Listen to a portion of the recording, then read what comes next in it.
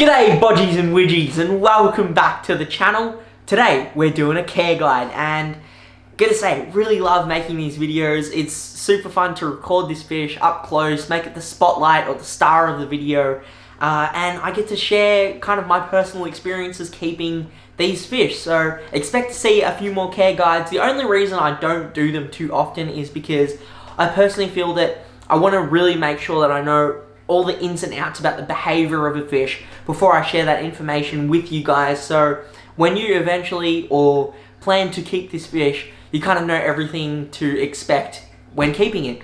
Today we are doing the rainbow shark care guide. I'm pretty sure I haven't really heard this fish being called any other name, so surprisingly it doesn't fall under the multiple name syndrome, which is a common nuisance in the aquarium hobby where certain fish have multiple different names. But yeah, the rainbow shark, I have this big guy in here. His name is Brutus. I'm pretty sure it was Sir Prawn-a-Lot that named him, and he's named Brutus because sometimes he can be a bit of a brute. But let's see more about this fish in the care guide and I'll get back to you after we finish.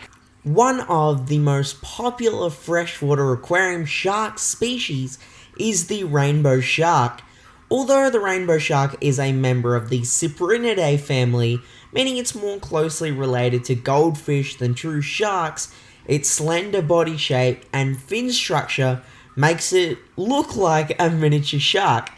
Found in the long waterways of the Mekong Delta, which stretches its mighty path through a number of tropical Asian countries, this fish has now become an internationally recognized species. As you can see, I have a single rainbow shark named Brutus in my 5-foot aquarium. And though you may think that Brutus is lonely and that he needs a friend, let me assure you that the rainbow shark is best left as a lone ranger. But I will expand on that a little bit later in this care guide.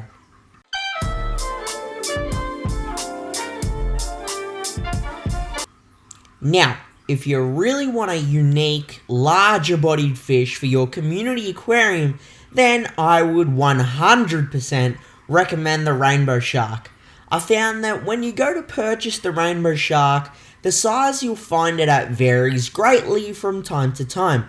I've sometimes found them for sale at 4 to 5 centimeters, and the largest I've found is around 7 to 8 centimeters. However, they are mostly readily available at a lot of aquarium stores. As juveniles, they'll have a dark grey colour with kind of slightly red fins. However, as they age, it's like the contrast on their body was up by 1,000. They develop this jet black body with these deep blood red fins, and at times a slight copper tinge to their belly. The maximum size they'll reach is roughly around 15 to 16 centimeters and are a relatively slow growing fish. So if you buy your rainbow shark at around 4 to 5 centimeters, which is the same size I bought mine as, it'll roughly take around about 2 years to reach maximum size. Brutus, my rainbow shark, has definitely kind of peaked at his growth and is a lot slower in growing now. Now, the rainbow sharks will have a slender body, but with age, the pot-belly look does kind of seem to settle in. But with Brutus, he was a lot fatter than his current state. After adding my big yo-yo loaches to my 5-foot aquarium, I think his competition for food has definitely made him diet a little bit.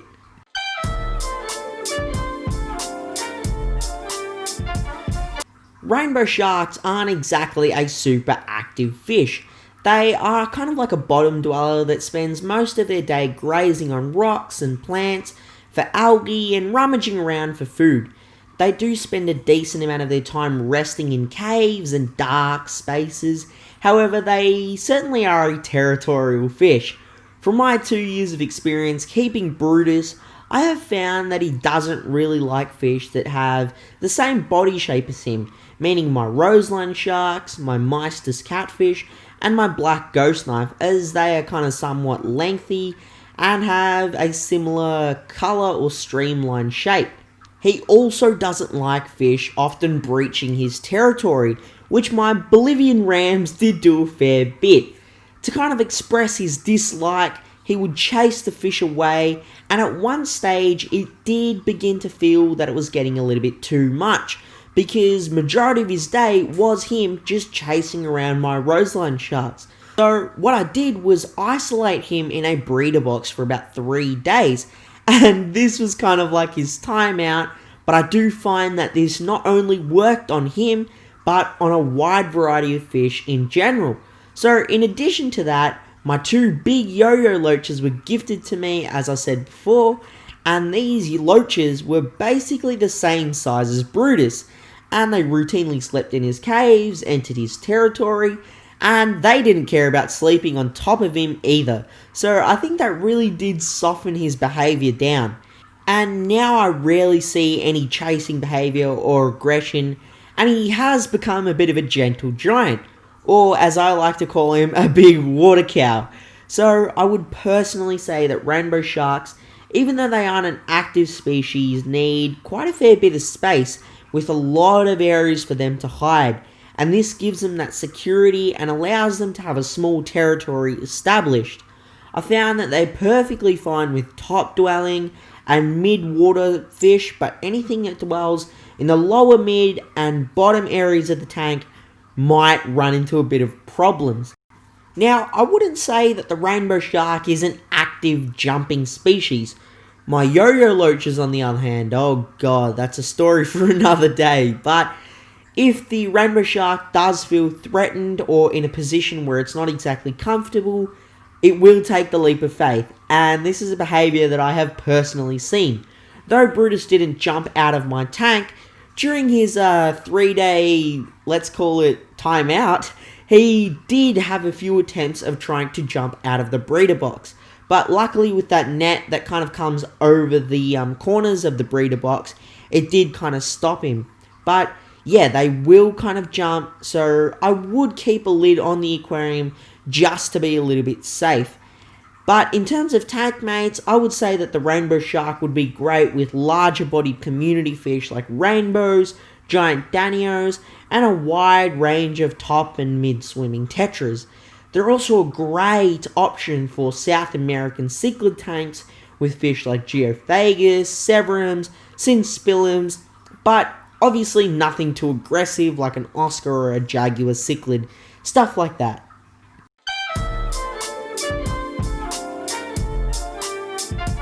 Now, feeding. Honestly, I don't think I've ever seen Brutus eat fish food. He basically grew up eating detritus, decaying leaves, algae, basically fish tank rubbish. That's all he ate. However, I won't say that rainbow sharks are an actively, cleaning species. Though they do regularly forage on algae, detritus and stuff like that, I would definitely add in some sinking foods just to give some nutrition into their diet, like Extreme Community Peewee and New Life Spectrum sinking foods, which I think are a great option to feed your fish. As they get older, they will require a little bit more food because their size and a little bit of that pot belly effect, so do keep that in mind. But I do think that Brutus has indulged himself at times on some frozen bloodworms, and also possibly secretly some extreme here and there.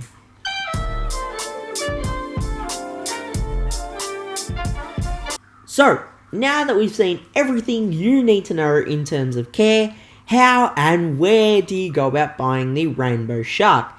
As they are a readily available species, you find them in most online and walk-in aquarium stores as kind of like a staple.